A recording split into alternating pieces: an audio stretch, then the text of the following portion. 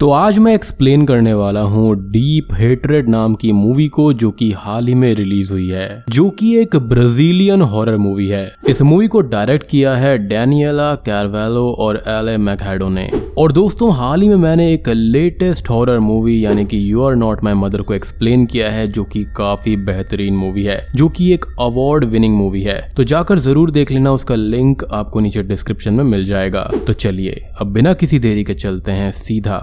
Video की तरफ।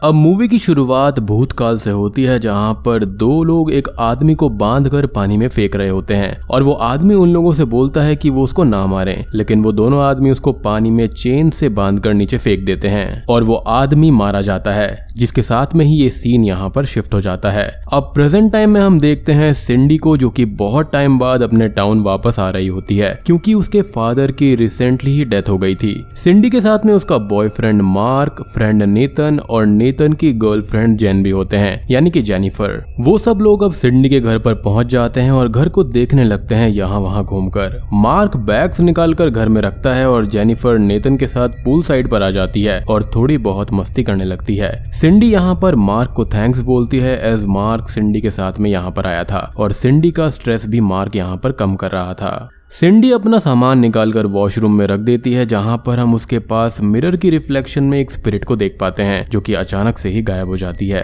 Later on सब लोग लंच कर रहे होते हैं कि तभी वहां पर दो लोग आते हैं, जिनके नाम यहाँ पर एडम और बेथ होते हैं, जो कि सिंडी से मिलने आए थे। बेथ और एडम सिंडी का वेलकम करते हैं, क्योंकि वो दोनों बचपन से ही उसको जानते थे और वो सब लोग आपस में थोड़ी बहुत बात करने लगते हैं, जहाँ पर मार्क ये बताता है कि वो लोग यहाँ पर कुछ हफ्तों के लिए रुकेंगे। अब बातों ही बातों में हमको ये पता चलता है कि नेतन के ग्रैंडफादर किसी पास वाले टाउन के ही रहने वाले थे और बचपन में नेतन भी टाउन में घूमने आया करता था। नेतन भी बेथ और एडम से बात करता है और थोड़ा बहुत हंसी मजाक करता है। और यहाँ पर हम एक चीज नोटिस करते हैं कि बेथ नेतन के ग्रैंडफादर को कुछ खास पसंद नहीं करती थी। खैर, अब एडम वहां से जाने लगता है और बेथ थोड़ी और रुकती है और उन सबसे बोलती है कि वो लोग रात को बाहर ना निकलें, जो कि किसी को भी समझ में नहीं आता, और एडम बेथ को वहां से जबरदस्ती लेकर चला जाता है। खैर, अगले दिन सभी लोग पूल साइड में मस्ती कर रहे होते हैं, जहां पर हम नोटिस कर पाते हैं कि नेतन सिंडी को पसंद करता है और उसका सिंडी पर क्रश है। मार्क घर के अंदर से कुछ सामान निकाल रहा होता है कि तभी उसको एक रूम से आवाज आती है और मार्क को यह लगता है कि नेतन और जेनिफर वहां पर हैं, बट उन दोनों को बाहर देखकर मार्क थोड़ा सा घबरा जाता है और वापस अंदर आता है। अब अंदर मार्क को कोई भी नहीं मिलता, लेकिन हम उसके पास में आसपास घूमते हुए किसी अननोन को देख पाते हैं और रूम के अंदर अचानक से ही पानी आ जाता है और मार्क रूम से बाहर चला जाता है। बाहर अब सिंडी और जेनिफर वॉक पर जाती हैं और टाउन में घूमते हुए थोड़ी बहुत बात करती हैं, यानी कि इस टाउन के बारे में। अब रात को वो सभी लोग ड्रिंक्स कर रहे होते हैं और सिंडी जेनिफर के साथ में कुछ काम से अंदर जाती है। मार्क नेतन को एक रिंग दिखाता है और ये बोलता है कि वो सिंडी को शादी के लिए प्रपोज करने वाला है, जिस पर नेतन मार्क की रिंग का मजाक उड़ाता है और बोलता है कि सिंडी और मार्क एक दूसरे के लिए ठीक नहीं है। अब मार्क को यहाँ पर थोड़ा बुरा लगता है और रिंग उसके हाथ से नीचे गिर जाती है और वो रिंग उठाने जाता है तो देखता है कि ऊपर वाले रूम से पानी नीचे गिर रहा होता है। वो उस रूम में जाता है तो वहां पर ब्लड फैला हुआ था और एक डॉल मार्क को मिलती है, जो कि चेन्स और क्लोथ में कवर्ड थी। मार्क उस डॉल को अनकवर करके बाहर सबको दिखाने ले जाता है और सिंडी उस डॉल को देखकर बहुत ही ज्यादा घबरा जाती है और मार्क से बोलती है कि वो उस डॉल को यहाँ से कहीं दूर फेंक दे। मार्क उस डॉल को घर से बहुत ही दूर पानी में फेंक देता है और ये झील वही झील है जिसको हमने मूवी की स्टार्टिंग में देखा था, जहाँ पर एक आदमी को मार दिया गया था। अब रात को हम सिंडी को देखते हैं, जो कि एक चर्च जैसी जगह पर जाती है और वहां पर उसको अपने डैड दिखाई देते हैं और उसके डैड सिंडी से माफी मांगते हैं और ये बोलते हैं कि चीजें ऐसे खत्म नहीं होनी चाहिए थी। और अचानक से ही कोई पीछे से उन पर अटैक कर देता है, जिससे सिंडी की नींद टूट जाती है, एज ये एक नाइटमेयर था। और मार्क सिंडी को संभालता है, लेकिन हम सिंडी के पैर पर ब्लड लगा हुआ देख पाते हैं, जो कि उसके ड्रीम में उसके पैरों के घाव से आया था, यानी कि ये कोई साधारण ड्रीम नहीं था, यानी कि उसकी रूह वहां पर गई थी। अगले दिन सिंडी अपने डैड के कुछ पेपर्स को चेक कर रही होती है और मार्क भी उसके साथ में था। मार्क यहाँ पर कुछ डॉक्यूमेंट्स को देखता है और ये बताता है कि ये जमीन सिंडी के डैड और उनकी कम्युनिटी को गिफ्ट में मिली थी। सिंडी इस पर यह बताती है कि जमीन उसके डैड को गिफ्ट में मिली थी। फिर उसके डैड और नेतन के फादर ने इस जमीन को पार्टनरशिप में करके यहाँ पर पार्टनरशिप में ही फार्मिंग करनी शुरू करी थी। अब अगले दिन सब लोग बाहर ड्रिंक्स कर रहे होते हैं और सिंडी घर के अंदर ही थी और उसको भी चेन्स की आवाज आती है और कोई भी उसको दिखाई नहीं देता, जिसको वो इग्नोर करके बाहर चली जाती है। अब बाहर मार्क नेतन से ये पूछता है कि उसके ग्रैंडफादर यहाँ पर क्या बिजनेस किया करते थे, जिस पर नेतन यहाँ पर अंदाजे में बोल देता है कि वो यहाँ पर एग्रो बिजनेस किया करते थे, यानी कि एग्रीकल्चर प्लस बिजनेस, और उसका ये कहना था कि वो इससे काफी अमीर हो गए थे।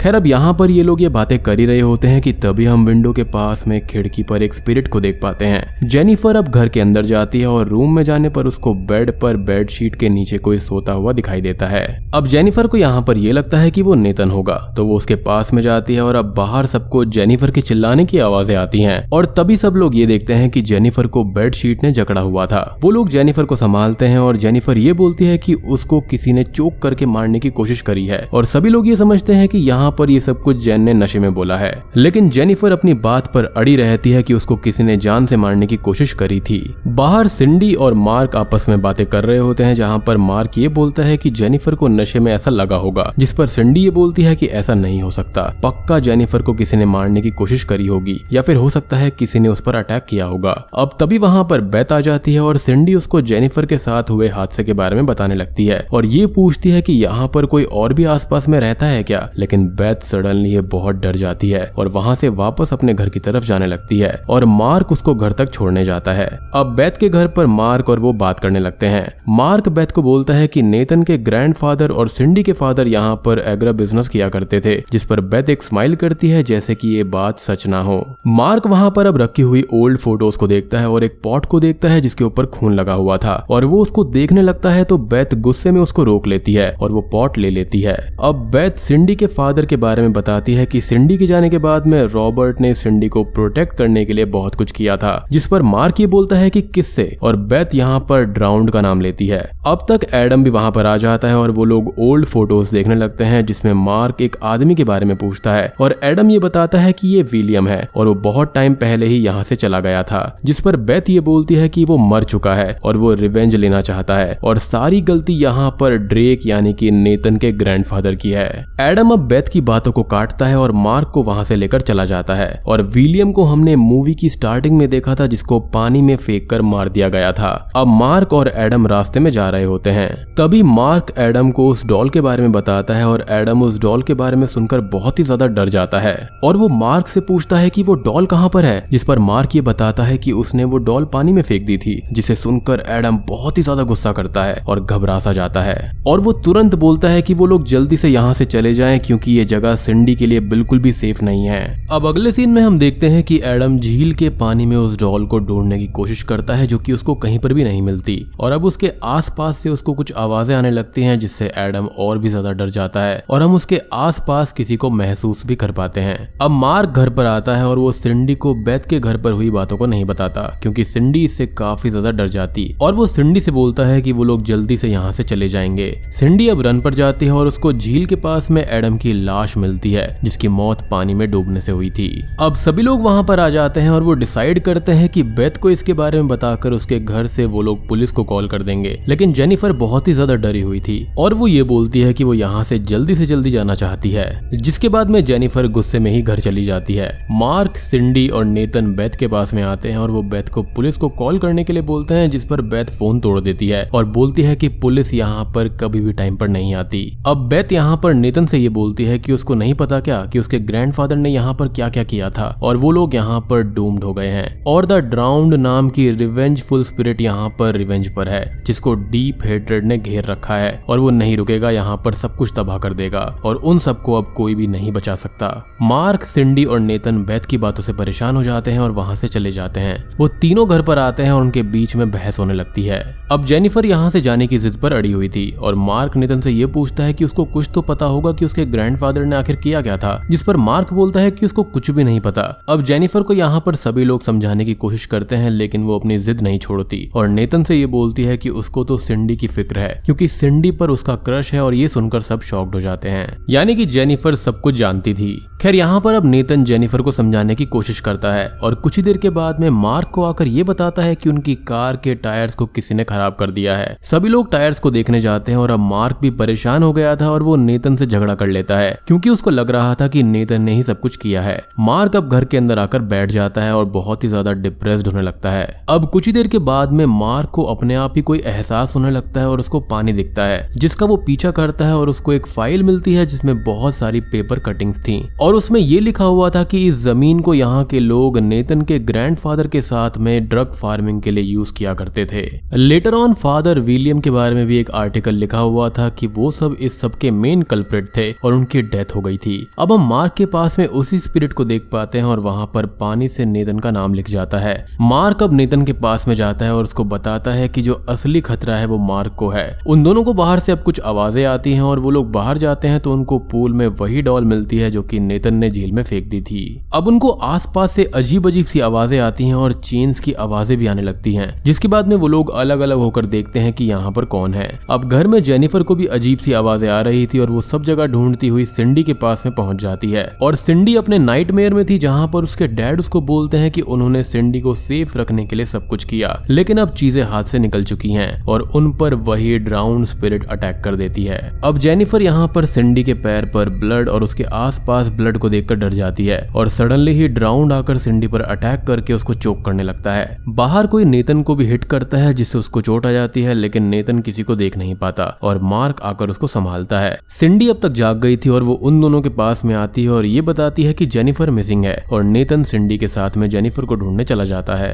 बेसिकली ये जो ड्राउन्ड है वो नाइटमेयर्स में आकर यहाँ पर सबको मारने की कोशिश करता है। मार्क अब बेथ के घर पर जाता है और बेथ उसको सारा सच बताती है और दोस्तों अब यहाँ पर खुलते हैं असली पत्ते। बेथ ये बताती है कि ड्रेक यानी कि नेतन के ग्रैंडफादर ने यहाँ पर ड्रग फार्मिंग का काम शुरू किया, लेकिन विलियम ने उस चीज का विरोध किया और सच को सामने लाने वाला था, लेकिन ड्रेक ने उसको ही दोषी साबित कर दिया और उसको जान से मरवा दिया, जहाँ पर एडम और सिंडी के फादर रॉबर्ट ने विलियम की कोई भी हेल्प नहीं करी थी। यानी कि स्टार्टिंग में मरने वाला इंसान जो था वो विलियम था। और अब यहाँ पर विलियम की स्पिरिट लौट आई है जिसको द ड्राउन्ड कहा जाता है और वो अपना रिवेंज लेना चाहता है और उसने अपने आप को यहाँ पर रोक कर रखा था अपनी हेट्रेड को एक रिचुअल के जरिए और इस लैंड से खुद को बांध लिया था। विलियम ने एक रिचुअल में अपने ब्लड से एक पॉट में खुद की हेट्रेड को कैद कर दिया और ये रिचुअल उसको बेथ ने सिखाया था क्योंकि वो उससे प्यार करती थी। साथ ही वो डॉल विलियम की स्पिरिट को रोकने का काम किया करती थी और मार्क ने उस डॉल को फ्री करके विलियम का रास्ता खोल दिया था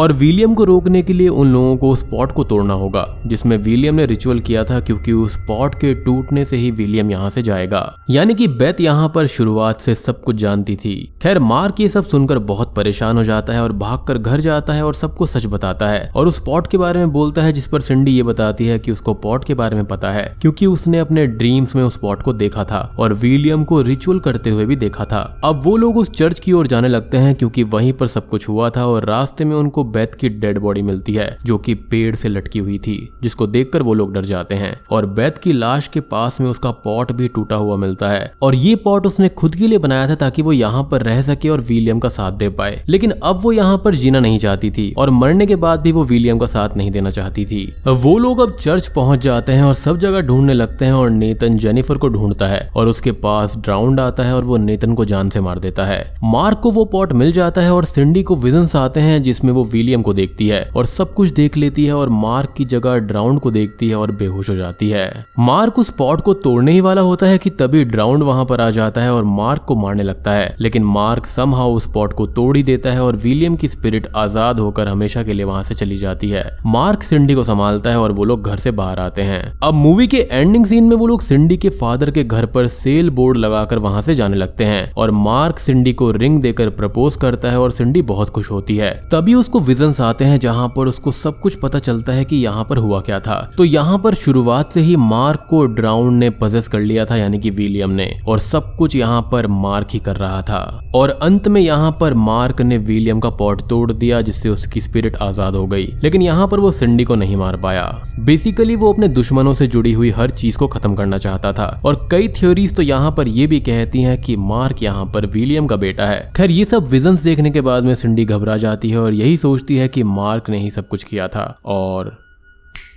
बूम, ये मूवी यहीं पर खत्म हो जाती है। तो दोस्तों ये थी डीप हेट्रेड मूवी की कहानी। उम्मीद करता हूँ कि आपको वीडियो पसंद आई होगी। पसंद आई है तो वीडियो को लाइक कर देना, चैनल पर नए हैं तो सब्सक्राइब कर लीजिए। तो मैं आप सबको मिलता हूँ अगली वीडियो के साथ में, तब तक के लिए